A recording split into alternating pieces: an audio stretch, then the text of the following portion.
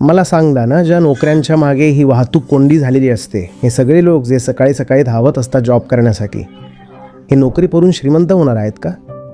यातील बहुतेकांची अवस्था अशी असते की महिन्याच्या शेवटी चित्रपट पाहण्यासाठी देखील पैसे उरत नाही. बहुतेकांची अवस्था अशी असते की ते क्रेडिट कार्डवर जगत असतात.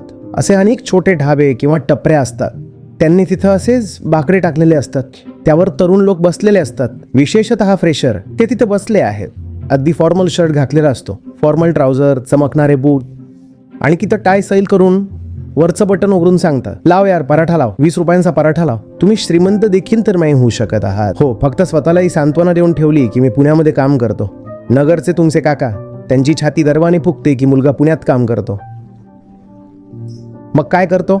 अगदी तसंच जसे अनेक जण कॅनडामध्ये टॅक्सी चालवतात, ट्रक चालवतात. तिथं जा जिथं आयुष्य असेल. कमी कमवा पण किमान जगा तरी खरं.